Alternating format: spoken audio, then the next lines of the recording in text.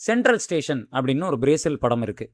1990s ஆரம்பத்தில் இனிமே Brazil state film ஏஜென்சியிலேருந்து ஃபிலிம் மேக்கர்ஸுக்கு ஃபண்டிங் எதுவுமே கிடைக்காது அப்படின்னு ஸ்டேட் ஃபிலிம் ஏஜென்சியை இழுத்து மூடுறாங்க. இதன் மூலமாக பிரேசில்லேருந்து பிரேசில் திரைப்படங்கள் எதுவுமே பெருசாக தயாரிப்புக்காக வரல. கிட்டத்தட்ட ஒரு வருஷத்துலேயே வெறும் 9லேருந்து 10 படங்கள் மட்டும்தான் அதிகபட்சமாக தயாரிக்க முடிஞ்சுது. மீதி எல்லா திரைப்படங்களுமே இன்டர்நேஷ்னல் ஃபிலிம்ஸாகவும் ஃபாரின் ஃபிலிம்ஸாகவும் பிரேசில் தியேட்டர்ஸில் அதிகமாக ரிலீஸ் ஆச்சு. இதனால் பிரேசில் சினிமாவே அழிஞ்சு போகிற ஒரு நிலைமை ஏற்பட்டது.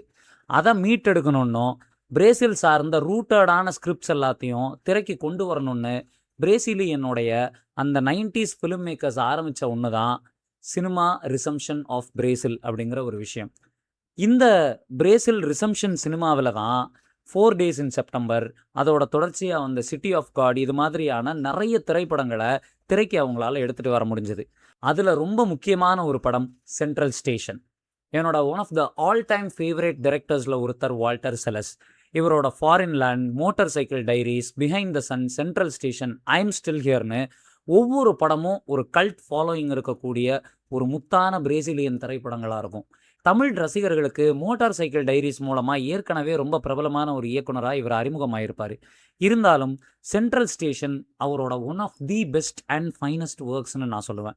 காரணம், ஒரு ரயில்வே ஸ்டேஷனில் ரிட்டையர்டான ஒரு கிண்டர் கார்டன் டீச்சர் எழுத படிக்க தெரியாத நிறைய பேருக்கு லெட்டர் எழுதி கொடுத்து அதை போஸ்ட் பண்ணி அதிலிருந்து பணம் சம்பாரிச்சிட்ருக்காங்க.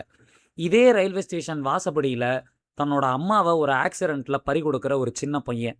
இவங்க 2 பேரும் சேர்ந்து இந்த பையனோட அப்பாவை தேடி பிரேசிலோட இன்னொரு மூலைக்கு பேருந்து வழியாகவும் ரோடு வழியாகவும் ஒரு பயணம் போகிறாங்க. இந்த பயணத்தில் மனிதனுக்கு வாழ்க்கையில் இருக்கக்கூடிய கேள்விகள், இயற்கைக்கும் மனிதனுக்கும் இருக்கக்கூடிய முரண்கள், மனித வாழ்க்கைக்கும் கடவுளுக்கும் இருக்கக்கூடிய சம்பந்தங்கள்னு எல்லா விஷயங்களையும் ஒட்டுமொத்தமாக அலசி ஆராய்ஞ்சிருப்பார் வால்டர் செலஸ். நீங்கள் பார்க்கணும் அப்படின்னு நினச்சிங்கன்னா டெஃபினட்டாக மிஸ் பண்ணாமல் பாருங்கள். One of the greatest films ever made, Central Station by Walter Sellers.